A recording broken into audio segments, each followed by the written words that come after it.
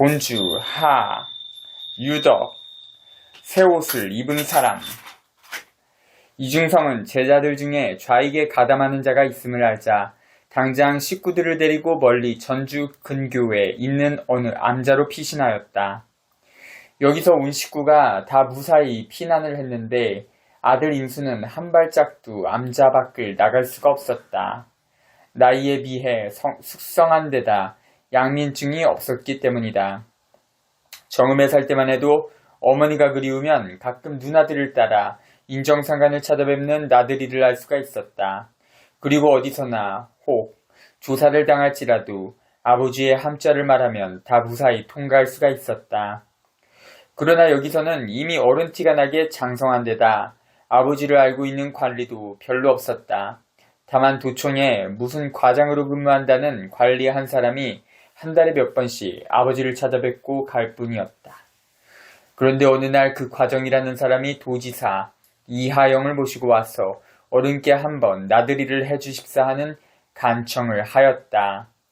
연유인즉 상공부 장관 임영신이 진작부터 어른의 행방을 알아내기 위해 백방으로 수소문했었는데 그 과장이 이제야 사실을 알고 보고를 했고 보고를 들은 임 장관은 당장 전화로 도백에게 어른을 모시고 유성에 있는 자신의 별장으로 오라는 부탁을 했다는 것이었다. 그리고 꼭 어른의 아들 임수도 함께 데리고 오라는 것이었다. 임영신은 본주 상권에서 이중성이 관동 대지진 때 간도 대학살 사건을 폭로하는 그 사진을 임영신을 통해서 이승만한테 전달했다. 그렇게 나온 인물입니다. 임영신 씨는 역사적인 인물이에요. 아마 출사해갖고 아마 높은 관직에 있을 거예요. 하여 이중성이 그 간청을 받아들이게 되자 아들 인수가 생전 처음으로 타관 나들이를 하게 되었다. 그것도 귀하신 어른들을 따라 하는 것이었다. 인수가 어른들을 따라 유성에 이르러 의리의리한 장관의 별장에 들어가 보니 장관은 서울에서 미리 내려와 기다리고 있었다. 인수는 이때서야 아버지를 뵙고 싶어 한다는 장관이 바로 여자인 줄을 알았다. 그 여자 장관은 이중성을 보자 그만 어린 아이처럼 달려들어 그의 품에 안겼다. 그리고 오열하며 감당할 수 없는 눈물을 쏟았다. 제가 일평생 가장 존경해왔던 선생님, 가장 그리워했던 선생님이에요. 어찌 하늘이 이리도 무심하여 이제야 만나게 되었어요. 선생님은 저를 한 번이라도 생각해 보셨는지요? 자네가 그리 생각하였다면 내 참으로 미안하게 되었네. 그러면서 이중성은 그의 손을 꼭 잡으며 서름을 달래주었다. 장관 임영신이 이중성을 대하는 태도는 실로 극진하였다. 그는 끼니마다 직접 밥을 짓고 음식을 장만하여 밥상을 들여왔고 밥상 앞에 단정히 꿇어 앉아 반찬을 떼어주기를 기꺼이 하였다. 임수를 생각해주는 마음도 지극히 두터웠다. 비서들을 시켜 멋진 옷을 사입히게 하였고 좋은 구두를 맞추어 신게 하였다.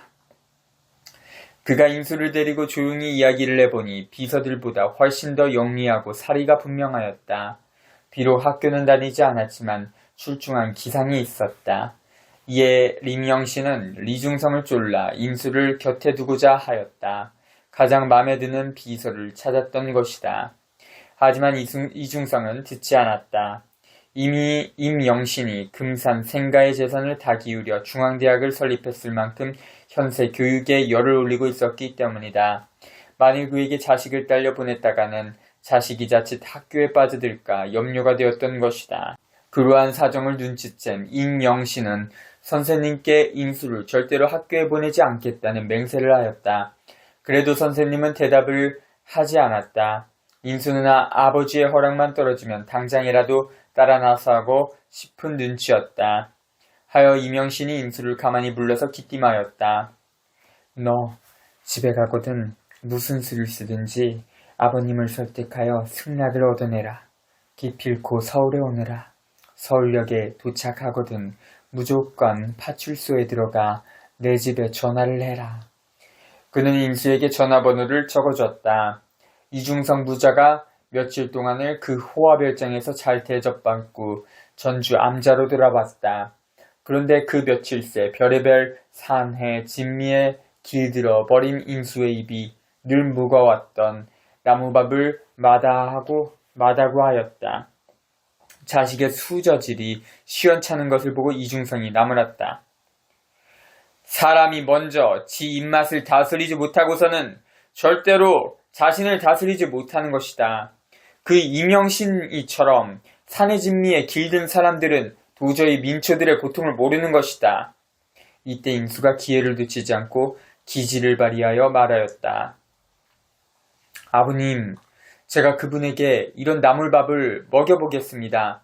그래서 우리 민초들의 삶을 알게 하겠습니다. 그러자 아버지의 얼굴빛이 약간 누그러지는 것 같았다. 제가 한번 그리해 보겠습니다. 정녕 네가 그리할 수 있겠느냐? 이에 임수가 바싹 떼를 쓰기 시작했다. 예, 꼭 그리하겠습니다.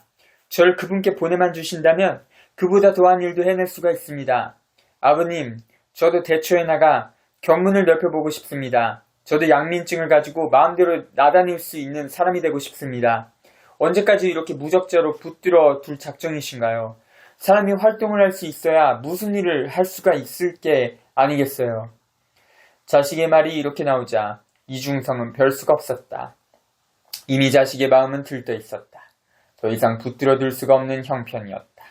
만일 이러한 자식을 억지로 붙들어 둔다면 반드시 반항심이 일어날 것이었다. 하여 그는 고개를 끄덕이고 허락하였다. 네 뜻이 정 그렇다면 가봐라.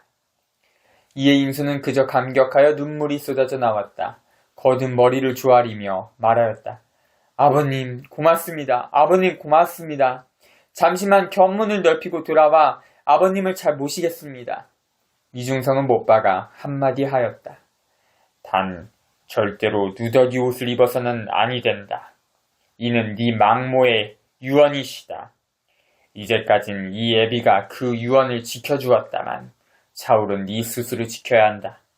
알겠느냐? 예, 절대로 학교에 들어가 공부하진 않겠습니다. 절대로 그런 일은 없을 터이니 안심하십시오.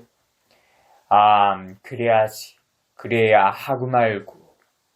이중성은 가히 마음을 놓겠다는 듯이 고개를 끄덕이고 더 이상 다른 말을 하지 않았다.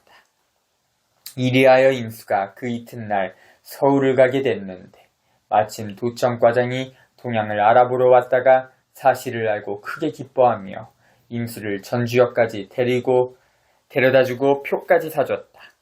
이튿날 아침에 서울역에 도착한 임수는 장관이 일러진 대로 바로 파출소를 찾아가 전화를 하였다.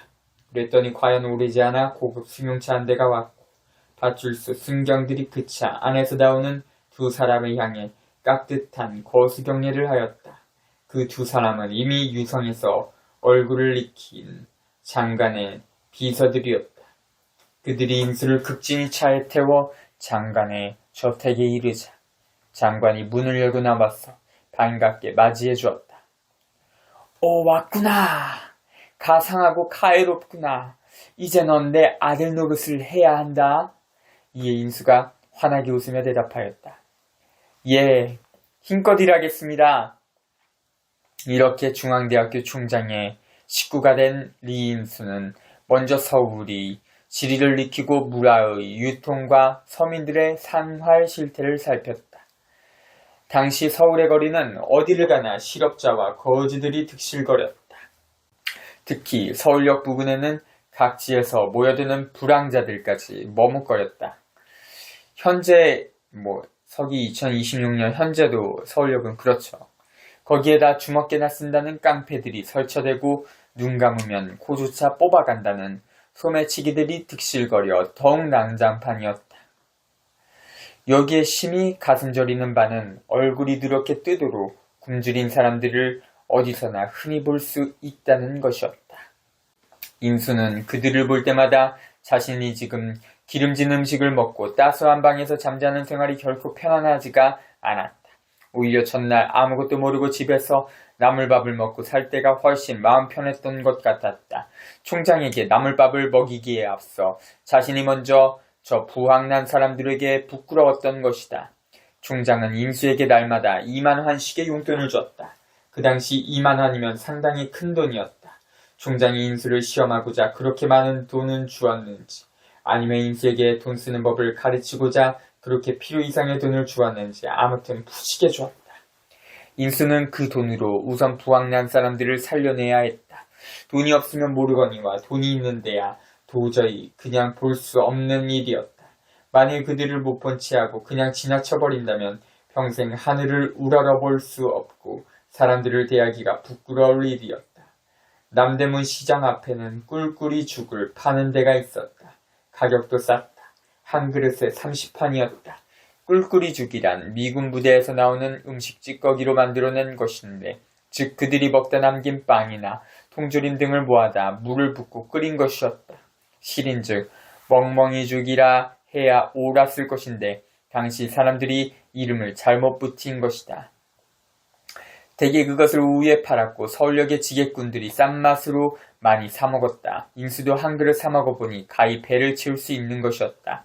하여 인수는 그것을 드럼통에 담아진 채로 다 사서 부황난 사람들에게 나눠줬다. 한 드럼통의 가격은 1만 환이었고 한 그릇씩만 나눠주면 500명가량 먹을 수 있는 것이었다.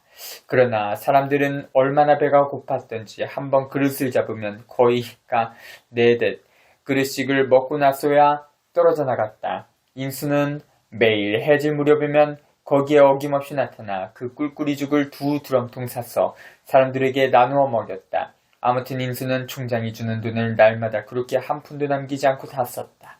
그러면서도 총장의 일을 아무런 실수 없이 잘 도와줬다. 총장은 무슨 일이든지 인수에게 물었고 인수가 말한 대로만 하면 다 시원스럽게 처리되었다. 중앙대학교에서 무슨 공사를 하다가 난간에 부딪혀 다들 어찌할 바를 모를 때에도 그를 데리고 가서 한번 보이기만 하면 당장의 해결책이 나왔다.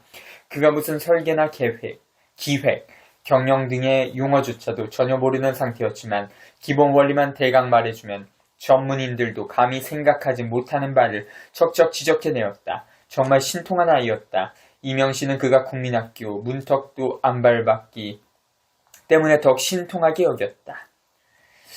그러나 사실은 그가 정기교육을 일체 받지 않았기 때문에 때묻지 않은 천부의 기질을 발휘할 수 있다는 것은 생각지 못하였다. 총장은 마침내 그가 꿀꿀이죽으로 부황난 사람들을 구제한다는 사실까지도 알게 됐다.